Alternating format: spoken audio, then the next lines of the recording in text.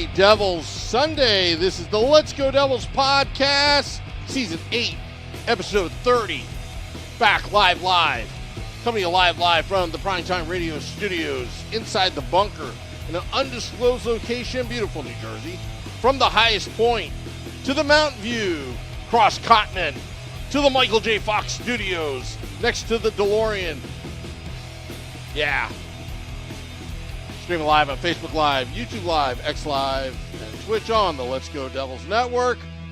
Great to be back from hiatus. I enjoyed my extended vacation, guys. Extended. Did you fall off the cruise ship? That's what we want to know. Did you fall off the cruise ship at any point? Well, no, but when he got off of it, that son of a bitch raised up about 6 feet. Yep. Wow.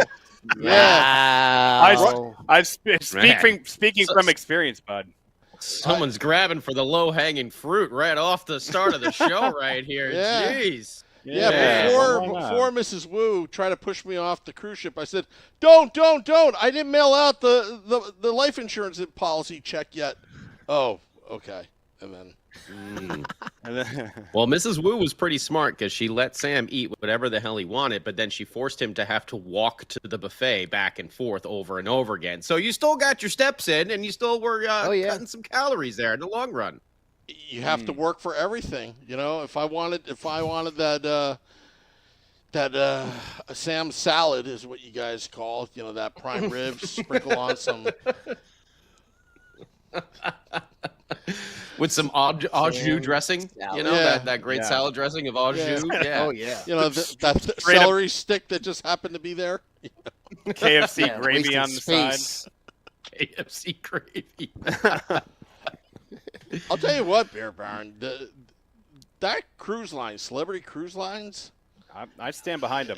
They do a bang-up job. That ship was clean. The one I went on was clean. Yeah, it was clean. Clean. It wasn't the poop cruise that happened for. No, wasn't it one of you know those? what's funny? I was gonna watch it. That looked like a tanks? carnival. That looked like a carnival. Oh, cruise. was it? Yeah. Okay, that's different. Yeah, different cruise lines, but like, I watched the preview for that, and I'm like 2 days before I went on the boat, and I was like, and I'm not one of those people like, oh, I can't watch a scary movie before, you know, go on somewhere or whatever. I was just like, you know what? I'm gonna wait on this one because anything called poop cruise can't be a happy trail. So, did they play Speed 2 Cruise Control on the boat while you were there? Oh, like on repeat. Dennis Hopper actually. Yeah, Dennis Hopper was there bartending. It was really weird. Whoa, wait. Dennis Hopper wasn't in the sequel, was he? He wasn't in the sequel. No, because he was dead. He was dead after the first one. Yeah. Come on. Yeah, but that's why he was. That's why he had to bartend, you know? This conversation's stupid. Let's move on. Hey, on the cruise tonight, we're showing the 50th anniversary of Jaws for all of your, sea time nightmare pleasure. And tomorrow it's going to be an excursion to the beach where they filmed it. Sam Wu's just got the Titanic theme on, like going the whole time with that camel guy, you know, like falling over and everything. Actually, I did take the tour of the ship. They had something. What a nerd! Oh yeah, it was what a nerd! Oh my goodness, nerd! They're like, and this is where the engine goes. I didn't even understand half of it because the one captain lady's from Greece, so she had that thick accent. I'm like, I had no idea what she was talking about the lifeboats. So I asked her. She asked the most important part. Yeah. The important part. That's important information, right? So I raised my hand, you know, just to break the ice. You know, a question. My only question I could think of. Did you introduce yourself break as the iceberg from the Let's Go Devils podcast? No, I didn't do that. I try to be incognito, but I did ask, are there bathrooms? Are there bathrooms on these lifeboats? And she said no. I was like, well, how do you go to? You pee over the side. Come on, yeah, dude. Yeah. What are you? Highfalutin? I think. Well, how do bring women empty Gatorade bottles with you or something like that? You know, women pee. You just they shove their butts out the window and pee out the window. There you go. Bada bing, bada boom. All Wait a minute, you pee out your butt? Is that what you just said? Put your butt out the window and pee? No, he said, how do women... Hang on, If I drink enough of like Labatt's, yeah, sure. No, he said, how do the women go? And I said they stick their butts out the window and they go. Oh, okay. Yeah, if you were paying, I didn't know women pee from their butt either, but that's okay. Maybe a bucket. That's a good one. I didn't say they pee out their butt. I said they just stick their. How do you know what, Scott? Oh, you know that's funny because actually, I went to a screening of Jackass 2 last night at Quentin Tarantino's theater, the Vista, and you remember the old the butt chug of beer with Steve-O when they did the butt chug and then plungered his backside, and he was peeing out his butt. Go ahead, boy, we're off the rails already. That's what emoting was for. 4 minutes? Oh my gosh. Yeah, Sam, if you're stuck in a lifeboat, I think you got bigger problems than needing to know where the bathroom is. That's such a good point. That's a great couldn't think point. of anything. My insurance policy's out the window, and so is that woman's ass. That poor captain's like, any questions? And she just sees Sam's hand go up in the background. She's like, oh man. Oh God, Sam, not again. Sam's and if it's like, about the buffet again, the buffet from the is there buffet on the lifeboats? Do we bring leftovers? Is there a doggy? What's the situation there? How many plates are we allowed? Are the buffets on the lifeboats included in our all-inclusive package too, or are they separate? Oh my God! By the way, Shorts guy, I have to compliment you. I haven't seen you guys in a little while, so I compliment your hat. That's a nice looking. Thank you. Even though like the Live Laugh Love font, it's grown on me over the years. I actually like the red hat with the black and white outline on there. That's nice. Actually, it's black, white, and green. There's like little hints of green in it. And it's got the 10-year anniversary. You can never tell on these cameras, or at least I can't see it. I know. It always looks. It looks black. Oh, look at that side. That's a nice tie. Yeah, the side's got the 10th anniversary patch on it too. So I saw it. I was like, I gotta get it. Yeah, that's a good one. Scotty, did you ever get this hat sent out to you? Yes, I did. Yes, thank you. All right, good. Who so was boys, it again that had got it? I can't remember. Yeah, it's Big Tom. Big Tom. Yeah, Tom. That's right. Tommy boy. Thank you. So, boys, we have a schedule that has been released recently, and there's some questions and concerns that I have, and I'm curious, and I can almost guarantee that you guys feel the same way about the lack of amount of times that the Devils are playing the Rangers. The overall schedule is just 3 times. By the way, one of them is home. Only one of those games is home against the Rangers, and they're all in the same month too, like within. And they're in the same month period. Yeah. Yeah, they're always the end of the season now. Yeah, and I don't understand. Go ahead. It's because they want all those games towards the end to be counting for something as far as playoffs and playoff standings are concerned. I think it's AI. Doesn't recognize. It's not like in Major League Baseball where it's like a husband and wife who are like in their 60s, and this is not a joke. Who like sit down and write. I don't think they do that anymore. No, they don't. I could have sworn I thought they still did. I thought they recently went to computerize that, but I'm not quite sure. But yeah, you're right. The husband and wife did it for years. Yeah, and I thought that was in like the 1940s. They're still doing it now? No. How old are these people? No, they were doing it like 70s, 80s, 90s. Yeah. Did they fill them with like formaldehyde or whatever to keep them alive? How the hell were they doing it for so long? Exactly that. So, anyways, we looking vampires. in October. Vampires, reverse vampires. Yeah. We are in the month of October, and we're looking at the first game of the season. Wouldn't a reverse vampire be just a human being? Yep, you got it. So, going into October, as I was trying to say, speaking of vampires, their favorite month. Thursday, October 9th in Carolina is the season opener. And then they go to Tampa Bay and then out to Columbus. So a very kind of like a how you do little swing about for the first 3 games. And then the home opener, boys. The home opener on Thursday, October the 16th, which seems a little late. Usually it's around the 10th or the 9th they get their home opener. But against the defending Stanley Cup champions, who seem like they're running back their entire squad, which is always fun to watch. So a pretty big test. Conveniently on the same night as the Giants and Eagles game on Thursday night too. Convenient, very convenient. Yeah. And also, way to go, old zombie couple. Way to figure that one out there. Jeez. Gah. Yeah. Start screaming about brains and get on the actual get your stuff together. And then they visit, and then Edmonton comes to town. So they faced back to back, which I found kind of interesting in the beginning of because we'll talk about a little bit of the highlights of the schedule. But right in the beginning of the year, you get Florida and then followed by Edmonton. So you're getting the Stanley Cup Finals in back-to-back games right away. So, their schedule is jumps off right away. It's tough. Well, here's a question for you right off the bat, because Edmonton's a perfect example. Would you be crying if the Edmonton Oilers did not come to the Prudential Center next season? No. Can I just say a quick but I understand why they do it. The exposure of the game. No, I get it. You want people to see Connor McDavid. You want more Ranger Devils games or more Flyer Devil games, or do you want to see Connor McDavid or, the LA Kings where I am, or the Anaheim Ducks, okay. Because that's all it is so you get all those teams going back and forth. If you do it every other year, then you're going to get more of those rivalry games, which I think everyone misses. But it's the same thing as you get the exposure of those big teams. I don't know if the zombie people who are making the schedule can figure out a way to do, they do half of the mole people. Edmonton does half of the Met, division this year.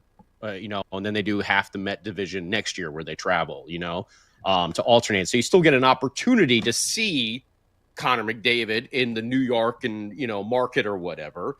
Maybe they're playing the Islanders and the Flyers this year, and then next year they come in and play the Rangers and the Devils, I don't know, but it does suck, the lack of, rivalry games these days. Yeah. But I get why they're doing it, to spread the game with the superstars and everything like that. But it's just an interesting question, and everyone out there on YouTube, we forgot to say hi to everybody. Welcome back, everyone. Thanks for signing in and saying hello. But would you guys be opposed to it going back to the old way of, not every team visits every arena every year so we can get some more Devils Rangers, Devils Flyers type of games? Yeah. I think it's a great idea, and it's almost like how the NFL changes each year. They're playing a different division. I think that, in a sense of splitting the division and having them play, a couple teams this year and then a couple teams next year.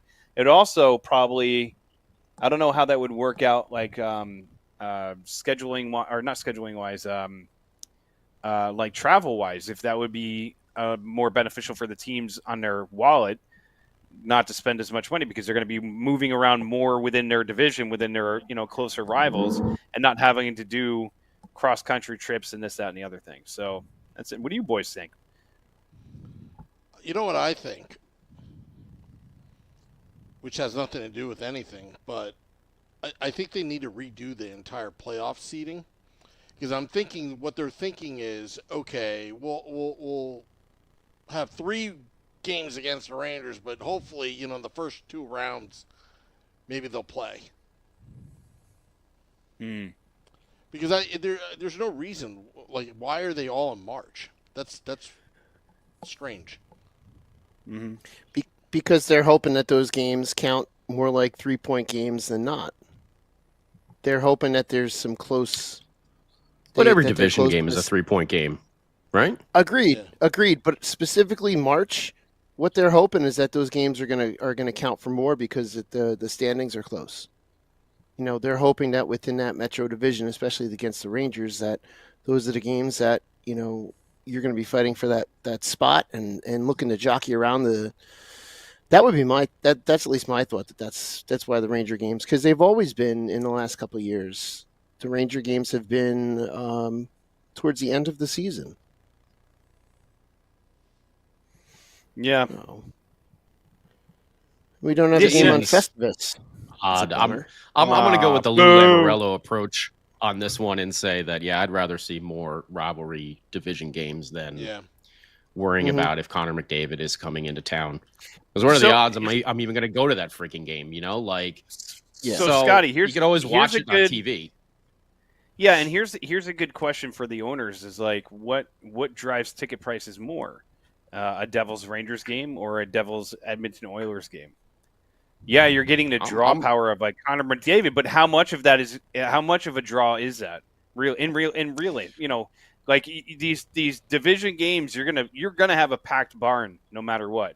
No matter what. If it's like a Tuesday Devils, night. Rangers, Islanders, doesn't matter. Yeah, it could be a Tuesday night in the middle of freaking I don't know, December, and you're still gonna sell out a Flyers Devils game on a Tuesday. But like if you have a Canucks Devils game, even though Quinn Hughes is cool and you get to watch him play with his brother. He may not even be there. He might be with us. I'm just saying. He might. Exactly. But point being is it makes way more sense to have more rivalry games, and especially in this area, the tri-state area, even Washington gets a great, they get a good amount of people up to the Devils games when they play Washington. Yeah, because you could take the Amtrak right up. You could do that direct Amtrak. It's like 2.5 hours. So I mean, I just from personal experience, with my job, Sears, we have New York and DC offices, and that's how people go back and forth all the time is on that direct Amtrak thing. I mean, and if anyone who's ever been on New Jersey Transit, those trains stop, so the Amtrak can go right on through because those Amtraks don't stop for anyone. So, you got the Penn Station right there in Newark where you get off on, and boom, all those fans can come right up. I mean, we've seen it with Montreal fans coming down when the Canadians play, big time, and Bruins fans travel well down there. Its tickets are affordable. It's a nicer arena than Madison Square Garden. And why wouldn't you want to go to that if you were those teams? So for me personally, I mean, I feel the same way. I mean, I think the same thing about baseball too, like with the interleague play and everything like that. I'm like, I would rather see more, Mets, Phillies, Mets, Braves than, some of these American League teams and vice versa. I'm sure you would probably see more, Foray, you're the only one here. More Yankees, Red Sox, and Yankees, Blue Jays, and stuff like that, rather than let me just pick the Diamondbacks coming in, to play the Yankees. Who cares? Pick a division. You do that one division this year, you do the next division next year. That's just me personally. So, but I get it. They want to get the stars around, but blah blah blah. Yeah, it would be nice to have a home and home, an even home and home series with the Rangers instead of two at MSG that'd be one. Cool. And that 3 p.m. start that pisses me off. Is that a 3 p.m. start that day? 3 p.m. start. You hate those. That's got to be a nationally televised game then, right? Yeah. No? You say no, Sam? No, yeah. Oh, okay. I didn't say no. I thought you said no. No. But 3 p.m. starts. Last year's schedule, and then December 23rd is not. It's away. It's on Long Island. Yeah. I don't know if I'm all about invasion tours this year more than ever. Let's turn those two games at Madison Square Garden as Devils home games. We got plenty of time to plan it, but usually we start talking about it mid-February. But well, we should change that for this year because I've already. But that was the first thing I looked at with the schedule was like, what are some games to be able to get to travel wise, Like Scotty, you got a good weekend out there in the beginning of November where the Devils are out there at LA and then Anaheim. I mean, I got a nice Saturday, Sunday this year, which is cool. I mean, honestly, that would be a fun trip to come out and at least check the game in LA. Maybe not be able to do both, but to check out that game in LA and then, fly back home, it would be fun. That's what I looked at immediately. Vegas is in the middle of the week. Nashville's towards the end of a week. Seattle's on a weekend, which is nice. On a Sunday. Yeah, on a Sunday, whatever. We have this, sick days. So Exactly. I mean, go home and home at Montreal. That would be fun to do in April. Montreal That home on a would be Saturday, fun. and then train up there. That would be there's fun. a lot of possibilities we can do. You want to go to Winnipeg in January 11th on a Sunday? I would absolutely do that. I would do it absolutely too. Would. I'm laughing because there's probably a lot of people that are like, wow, Winnipeg, what's up there? I'm like, dude, I would go in a heartbeat. I would go to any. Yeah. I would go to any away game. Any away game. I would prefer it to maybe be in March, or October or November, maybe not January. Up there in old Canada, be a little snowy, but a little chilly, a little nippy, a little chilly. Yeah, Boston, boys, Boston is a Saturday away game. What a brutal! Listen to this one. They play Vegas that on would be Friday a fun one. At home, and then they go to Boston on Saturday. That's a back-to-back game. How many back-to-backs do they have this year? I haven't even looked at 15, I heard. I haven't counted them, but 15. If Max is in the chat, yep, 15. I'm sure he's Rangers counted get all 13. that stuff ready. I think Rangers have 13. I wonder who has the most. Flyers have 14. I think Pittsburgh, maybe. It's a truncated season a little bit too because you have the Olympic break. You got the 2 weeks. Oh yeah, Olympics that's right. Too. That's why what a huge break. And that's going to be interesting too because there is a lot of people. I was listening to something recently and they were talking about the guys that go on that are on Olympic teams, and essentially they don't get this break. Like they don't get a break, or at least they don't get as long as a break as like the guys that are not on the Olympic teams, obviously. But it also is like hockey. These guys, you saw it in the Four Nations last year where they want to play for their country, and it is a thing of pride. It is not just like, oh yeah, it's just going to be fun. Like, whoa, we'll be in the Olympics, and like the dream team, we'll just absolutely ragdoll every single country until we get gold. What I love about Olympic hockey and the fact that they're bringing back the NHL is the gold medal game against the United States and Canada when Crosby won in overtime, that bum, was still probably one of the greatest games I've ever watched in my entire life. Like that was one of the greatest. Ryan Miller standing on his head, Zach Parise. Like we had a couple guys on it, Jamie Langenbrunner. Like there's a couple guys from the Devils that were on that team. It was just that run was such a fun run. It was like you're rooting against, guys that are on your team too, because there's a couple guys that were on Team Canada that were from the Devils as well. I think Niedermeyer was on that team. I don't know if Brodeur was he a backup on that team? It wasn't Luongo. I think so with Waugh. I think Luongo was the number one on that team. Was he? I think Waugh was already gone.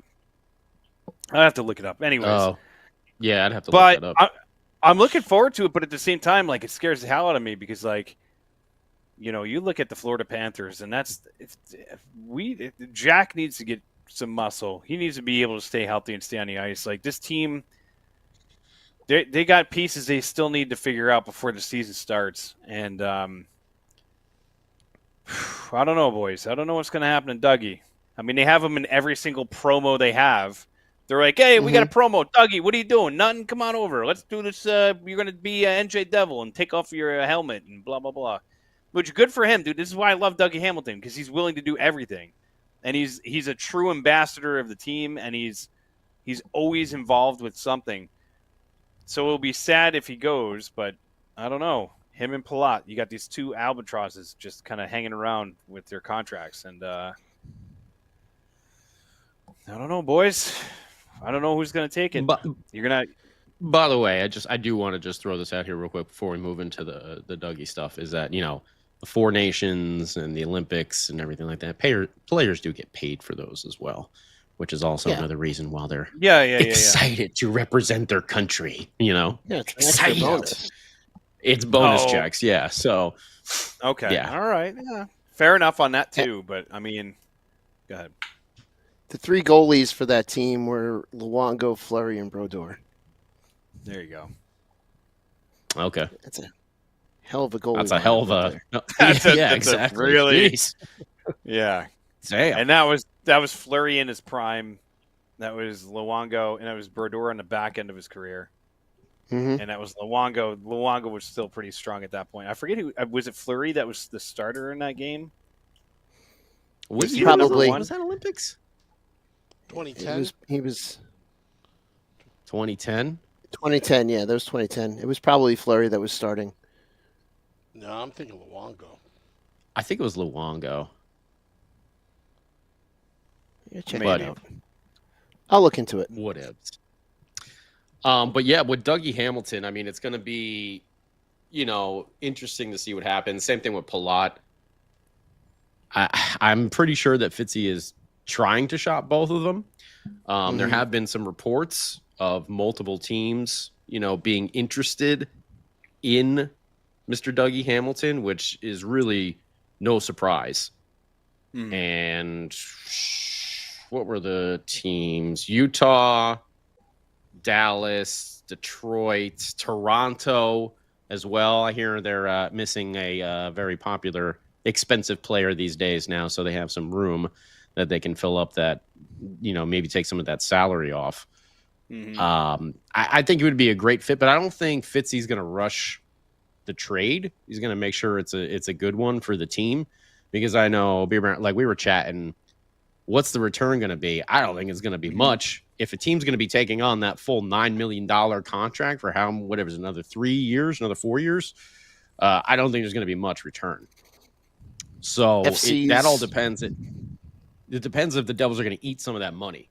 Then they might get some stuff back. If they are able to get that entire contract off the books, then that's good work. And then for Palat, for Palat, it's a tricky situation because he's got 2 years left. And I know a lot of people are saying, buy him out. But if you buy him out, then how many years does that add, in that lost? They split the contract up into like 60 years or whatever it is. Kovalchuk's felt like it lasted forever, even though that was a different circumstance. Yeah. Believe it or not, Corey Schneider's was on the book forever. I remember that one. Corey's was on. Yeah. I mean, so you got 2 years left of Palat. Like, try and trade him.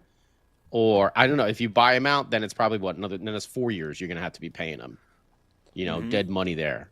And we just got out of all that dead money. And I know the cap is going up, so maybe it may not be as, as big of an effect on the team. But as the cap goes up, I don't know if anyone's noticed, player salaries are skyrocketing as well. So these salary cap increases. Look at that Marner deal. Yeah. It makes that deal for Jack look so good. But that Marner deal, what is it, 8 by 12? That's insane. It's ridiculous. But these salaries are going up, and they're not going to stop because it's just going to be like football and baseball and where it's just the next guy. Like, you got to get the most money possible and set a new standard, and then up and up and up and up and up, and it's just you get the players that are overpaid, and it kind of just puts a damper on everything. But with Palat, it's like, do you just go with these last 2 years, try and trade him at the deadline if possible? Maybe he has a rebound year. I don't know, but it's a tricky situation. Palat and Hamilton have some value, and here's why. Their contracts, even though the AAV is spread over time, they actually got paid up front. So another team that would pick up Palat from actual dollars coming from their bank account into his is a lot less, because Palat's probably received about 80% of his salary already. So keep but that wouldn't in it be mind. a cap hit though? The cap hit is still $6 million a year. Cap hit is the same, but in terms of bottom line, what's coming out of my pocket, there is value there because the Devils already assumed the risk, that business risk. So it's like, all right, if you're a team that has, I don't know, cap space to burn, or you're trying to get to the floor, that's a good deal to get Palat, if he allows it, because I think his no trade clause is down to 10. You trade him there, maybe you can get some good picks back? I don't know, but again, I wouldn't say that Palat and Hamilton have no value. They obviously have value, but they have helps value. a lot. Yeah, helps a lot when you don't have to spend money out of your own pocket. They definitely have value. I mean, Dougie, I think more than Palat at this point, obviously, especially for teams who need some offensive defensemen. He's a perfect fit wherever. Now, you also got to remember, for our purposes, this is why you don't rush a Dougie Hamilton trade. You don't need to re-sign Luke Hughes right now. He's still got another, year there. So, and you also have an injured Kovacevic, who's not going to come back until a couple months into the season.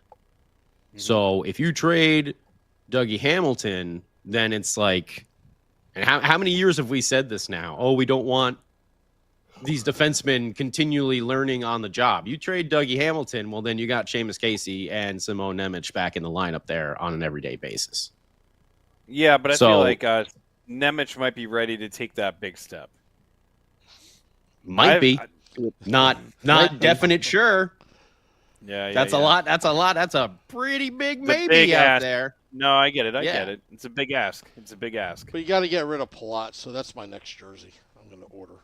I think that's the one. Yeah, because Dougie, and when Kovacevic comes back, then that'll open it up, because then you have that right-handed, shot defenseman there, and Kovacevic. We know he's not going to put up as many points, but we've seen him, have some offensive numbers as well.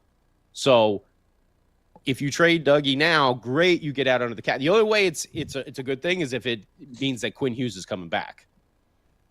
But if Quinn Hughes ain't coming back in that deal, then you've kind of opened up a little bit of a hole on your defense until Kovacevic can recover and get back into. I think the estimate is was it 5 to 6 weeks into the season? So maybe not until Thanksgiving time.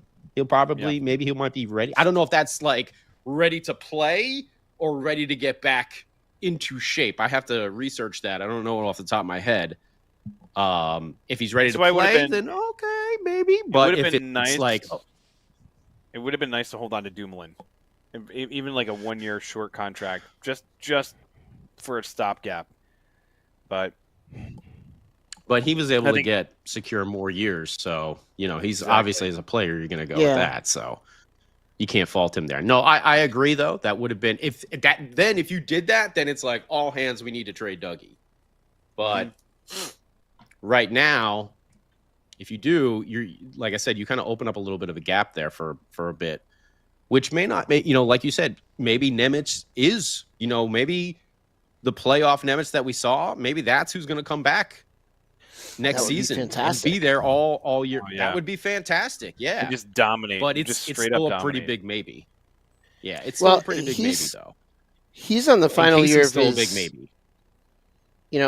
Nemec is on the final year of his entry level, so he's really got to have to prove it this year, and he has to step it up. I don't think there's a question. He has to step it up if he wants to get anything.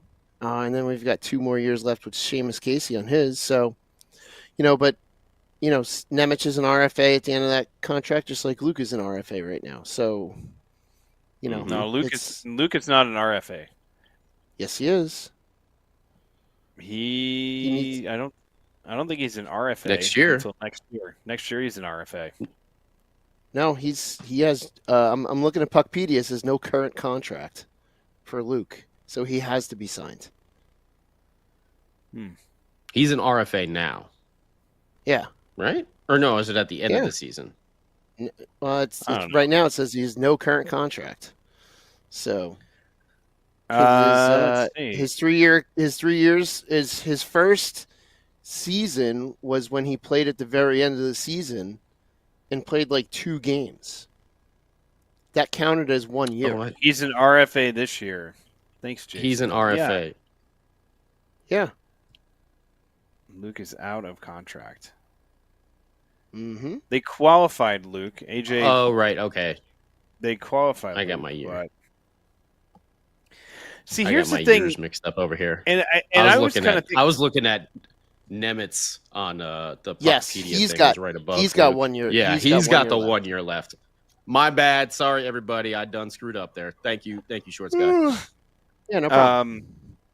So going back to Luke and to these guys, now the contract that everybody's talking about to Luke, what do you think would be a fair contract? Because you see the potential of what he could be, but it's like, but you haven't been doing it for years. Like it's not like it's been like a foregone conclusion that you're going to be, the next best.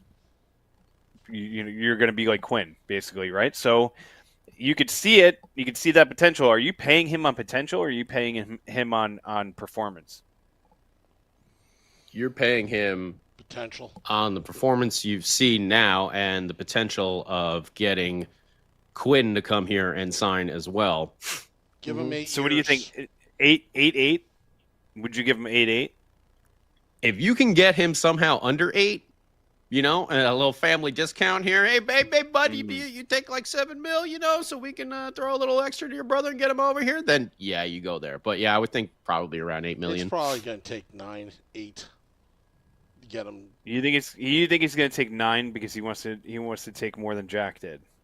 No, it has nothing to do with that. It's market value. Plus, the 8-year rule is going to end on the next CBA, so you may want to take that extra year guaranteed. You know the owners are good for it. So that's my opinion, of course. I mean, I don't know what, and the possibility of Quinn, if there is a possibility, would he give that discount if that's what the Devils are aiming for? Who knows? Yeah, I don't know. Maybe you can get him on, a little bit. Maybe the contract value goes up as the term goes along a little bit. Bonuses. But yeah, I mean, but if you can get him for 8, same thing as Jack, you're signing your name on that dotted line there. Because we were just talking about, the salaries in the NHL are going up and up. And the longer you wait, and the cap's going up and up. The more there's going to be another young kid who gets signed for a ridiculous amount. Then it's going to be that's the new standard, and then you're going to have to top that. Well, wait until Connor McDavid. Connor McDavid being a free agent next year, he's going to break Edmonton. Yeah. But the problem with that kind of stuff is, and somebody mentioned it in the chat earlier, and it's one of the formulas that Fitzgerald has been working with the Devils, which a lot of people are like, oh, this. He's been building this team by basically, like, when he's in contract negotiations, saying like, you need to leave a little bit of meat on the table. If you don't, then you'll get yours, but we won't be going anywhere. Like, you won't let us, you won't allow us the opportunity to kind of build what we need to build. You look at the Florida Panthers, and a lot of those guys are taking hometown discounts and like staying in Florida. I mean, there's no state tax and blah blah blah, and you got a practice rink that you could drive your golf cart to, and it's like a beautiful place to play, a beautiful place to live, and you don't have to drive into questionable parts of Newark just to get into the stadium. I get why certain guys do it, and they look, they're winning, and right now that team doesn't look like they have any signs of stopping, unless barring any major injuries. But like, Florida's got it figured out. I think Fitzy has it figured out, where he's getting these guys in at the right cost and at the right price. He's not over. He could have easily overpaid Jack. When he signed his contract, he could have definitely pushed 9, 5, 10. But also Jack going into that contract was still injury, like way more injury prone than he is now, and he was still kind of proving himself. I think that was pre his 100-point season. Not post his 100-point season, or 99-point season. So I was going to say he's got. When did that happen? He had the 99. He had the 99-point season the year they beat the Rangers in the playoffs. I know that, but there ain't no triple digits yet. Not yet. Maybe someday. Not yet. He was on his way. He was well on his way this year, but goddamn. That's the issue. Yeah. But yeah, but he's got to stay healthy. He's got to stay healthy. He's got to bulk up a little bit, but I think also it's not one or the other. I really love how they hired that trainer away from the Mariners, whose pitching staff did so well with injuries. There's nothing wrong with combining both, these different fitness plans, but also getting in there and bulking yourself up a little bit, just building some extra muscle and protection around that shoulder, where you can be injury prone, because Jack he's missed over like 100 games or so in his career already. So it's a lot. That's a lot for him to be out. Has he played a full season? He's never played a full season. No, he's never played a full season. He's gotten hurt every single year. So love Jack. He's like he's over a point per game when he is healthy and playing, but it's just keeping him in there for an entire season.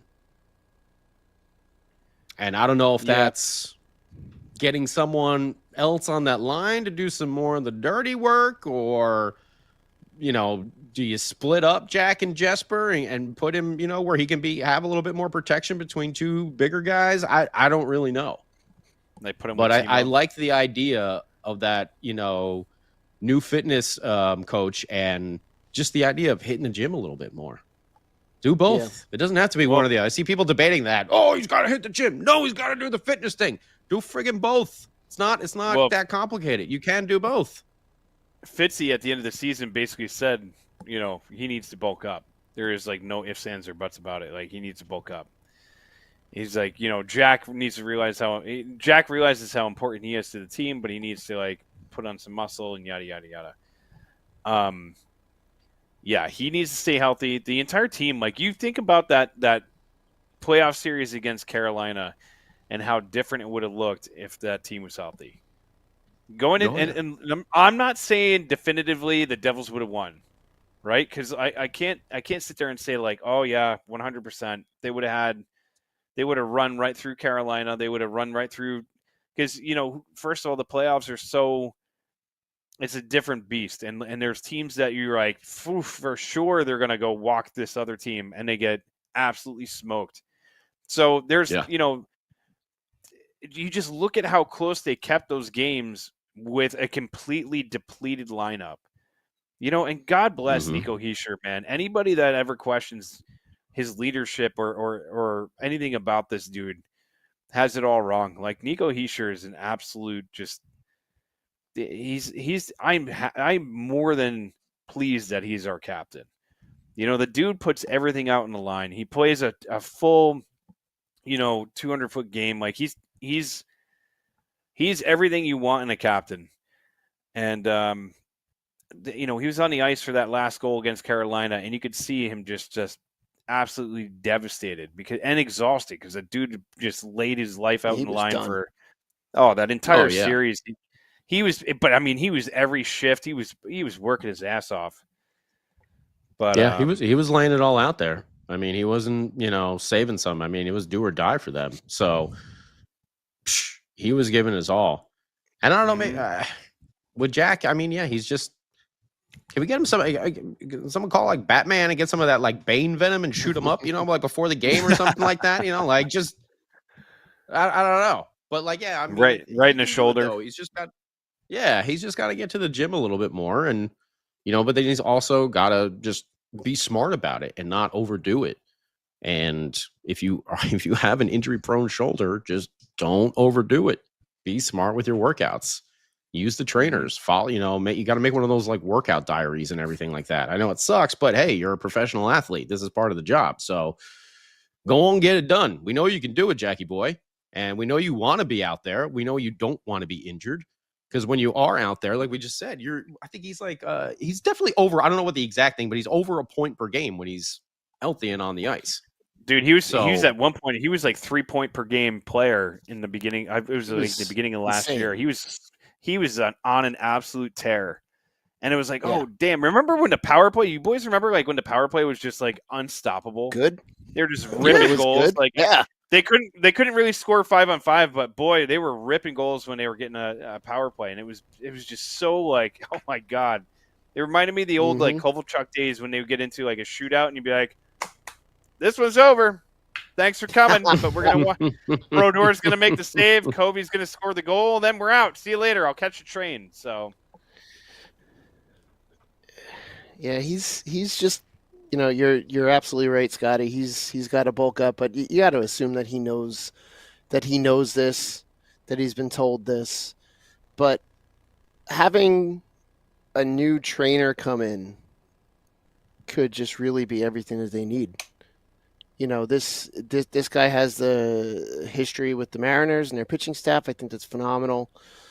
You know, it's one of those things that just got to get done. And just having another voice telling him to do this, that, and the other thing, it's going to be good. Yeah. Yeah, and Dubs. And I think there's also the motivation for him. I think that all the motivation for him too is getting Quinn over there. Yeah. You know, you get all your two brothers to play together, and you want to get hurt? No. Like, you want the expectation that you're going to play those entire seasons out with your brothers. So I think that's also hopefully a motivating factor for Jack as well, to get your body up to that level. Not a surprise, Sam. Dubs, by the way, the Kane series, if Markstrom didn't stand on his head, he was under siege a lot in a couple of those games. But especially I think it's overtime. I think that game was that series was way closer than you give it credit for. You can't say that they absolutely didn't belong out there. I mean, I feel like they held their own as best as they could. I mean, it was like a one-armed man going into a fight. He's going to do all right. He's going to get his ass kicked, but he's going to do all right. He'll hang in there for a little while. And that's what they did. They hung in there for a little while. But, Markey stood on his head.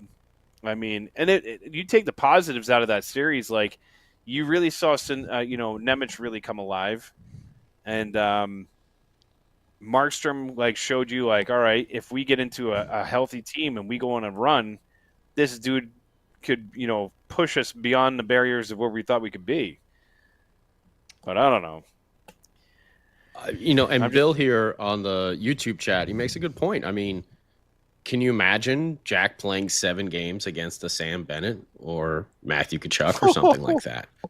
Yeah. Because let's face it, we've been saying this now for a little bit, and you were just reiterating it before, Beer Baron. If you want to get to the Stanley Cup, most likely that path is going to be through the Florida Panthers. Mm-hmm. Yep. Those big, nasty sons of bitches, too. That should be your standard. That's what you should be okay, what level do I have to get up to? I have to get up to the level of being able to play 7-game playoff series against the Florida Panthers. That's the level of muscle and shape, and preparedness you got to be ready for. And if you don't think that the NHL is the NHL, it's whatever the trend is, whatever the teams are, the teams that are winning, and teams are all right, we either have to be that or figure out how to beat that.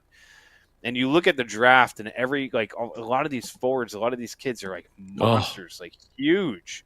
Marchand, and I mean, that's just for 7 games too. Oy. Can you imagine that, Jack? And oh man. Sorry, I didn't mean to cut you off. Go ahead. No. I'm just saying, you look at what the rest of the league is looking at the Florida Panthers, and they're yep, this is a standard. This is what we're gonna have to do. I think I don't know. I think Dallas would have given them a hell of a run if Dallas made it to the Cup final, but Dallas is running out of steam. Yeah, but that in there is why you want to finish as high as you possibly can in the regular season, so you have home ice advantage. You have home ice advantage against someone like the Panthers. That's 4 games where you get to throw the line out that you want against players like Tkachuk and Bennett, so that you can keep Jack away from them. So that's the advantage of wanting to get those higher seeds as well. We can't just be making it into the playoffs. We've got to get into the playoffs and get that home ice advantage, because that's going to help us dramatically as well. Yeah, and you know what? I got the perfect trade. You just take Dougie Hamilton and Palat, you send them to Ottawa, and you bring Brady Tkachuk back. Bing, damn, just solved. There you go. Boom, done. Easy as that. I should be a GM. I should go. My phone's ringing. My phone's ringing, boys. It's the Devils. You fired Fitzy. You did? Oh, I'll be there tomorrow. Well, here's a question for you, because if you want something like that to happen, obviously they're not going to do it for Dougie and Palat. Well, they're not going to do that, but another name that's been floated out there as teams are very interested in would be our buddy Dawson Mercer. Yeah. So Is that someone that you would be? I mean, those seem to be the three big names on the block for the Devils this year. Obviously, Dougie and Palat, but it seems like a lot of teams are inquiring about Dawson Mercer as well. Yeah, but what return are you going to get for Mercer? And not for nothing. I mean, like Mercer has played himself. I think it would be like. I think it would be like if you're going to do a trade, an a la Brady trade or a Quinn trade or something like that. I think Mercer would be one of the names included in that package. They're going to ask for Casey and Nemitz, but I don't think that's ever going to happen. They're going to ask but for Dawson Casey, Mercer, Lay.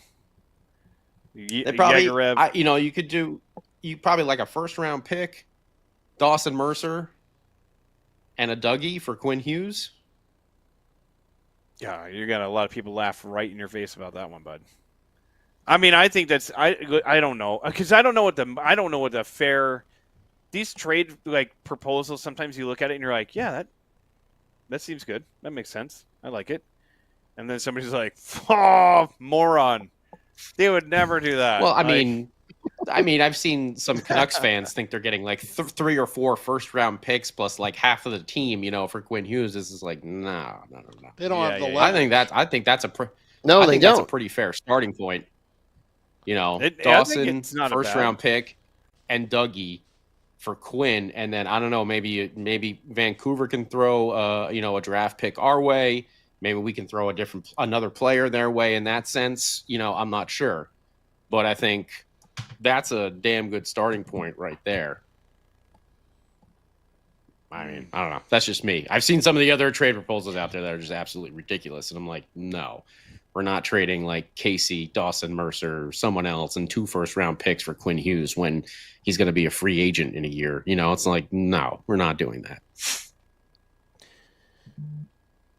No, and that's what Sam says. That's to our advantage is that Vancouver doesn't have the leverage.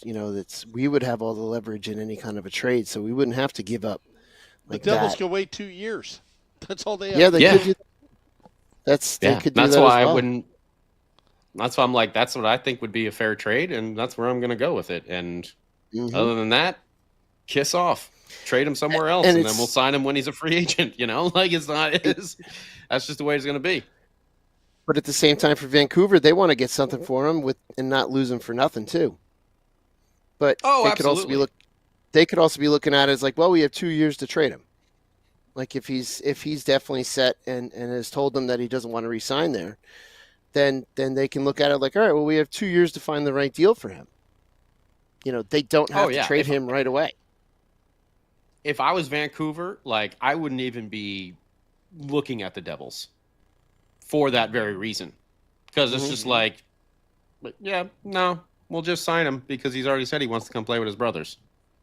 Yeah. Oh shoot, we just locked up Luke for the next 8 years. Oh damn! Oh man! with a no move and a no trade clause attached to it. Nuts. The only thing you would have to worry about though, if they like somehow group up and they're like, hey, let's all move to, Southern California here and go play for the Ducks. Like I'll sign a 1-year deal, then I'll leave. And then like Quinn Scotty signs the next year. Yeah. And then, Jack just starts demanding a trade after a while. That would be the nightmare scenario right there. Yeah, right. Yeah, that would be. Zegers isn't there anymore. Zegers isn't there than... anymore. So Jack's buddy's out of Anaheim. He's in Philly. That would be like the Kovalchuk and Niedermayer situation all wrapped up in one, and Parise just salted on top. Yeah. So let's hope that doesn't happen, and we lock up Luke for about 8 years, and then there's no issue at all. If we lock up Luke, guess what? Quinn's on his way in 2 years, no matter what. If he gets here before that, fantastic, but not at selling the whole friggin' farm or half the team. No way. Mm-hmm. Yeah, well, that's why we get paid the no bucks, and they get paid the some bucks. Sorry, I don't know about you, but I get paid in woo bucks. All right. So I was going to say woo bucks. Woo bucks. That's a hot currency. They're the currency out there. to get. I think it's on crypto now too, right, Sam? If I'm not mistaken. Woo coin. Woo coin. Woo coin. And Dub's been pointing out the fact that Devils were terrible 5-on-5 last year, and I agree with that. And I'm hoping that the addition of Connor Brown kind of changes the bottom six. The bottom six was an absolute disaster. Dadanoff will be.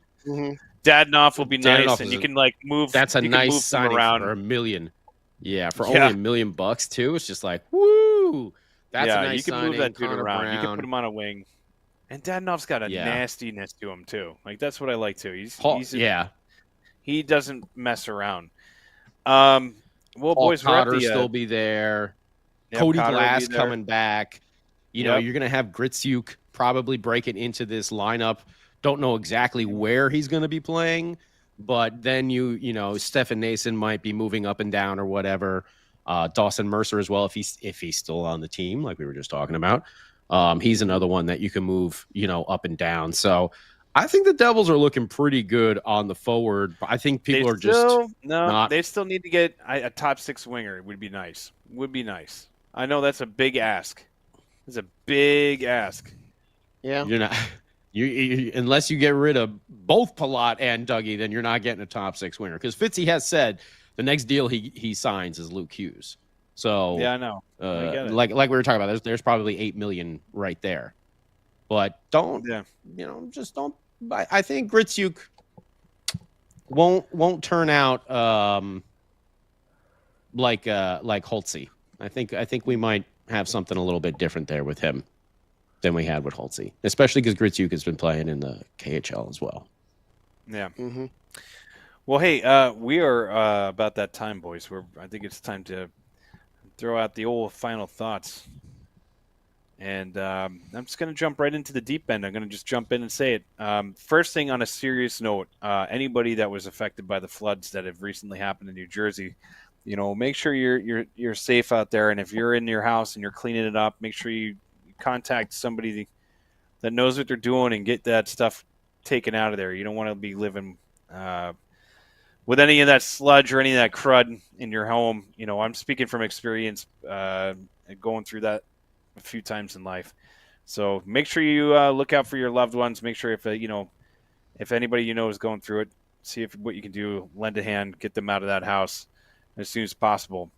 And on a lighter note, I can't tell you guys because I haven't been here in a couple of weeks. I am so pumped that Don LaGreca. Listen, Bill, I love you, and I'm Spalding. I'm going to miss him dearly because he did an amazing job for the last 3 years.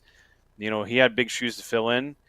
But I am a huge Don LaGreca fan. Listen to the ESPN radio all the time. So I think this dude's going to bring it to the broadcast. It's going to be fun to listen to.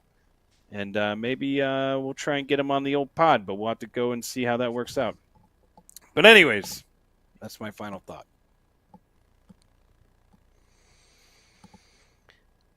My final thought is I'm looking, trying to figure out the schedule, and it's fun to try to plan out some trips. And I think this is the perfect time of year to do that. And it's good to have the schedule and have something to look forward to. Even though I hate rushing the summer, Beer Baron, I'm sure you can attest to that as well. 100%. But it's kind of fun to look ahead and see what kind of trips we can plan. So hoping to have those conversations a little bit more as the summer progresses.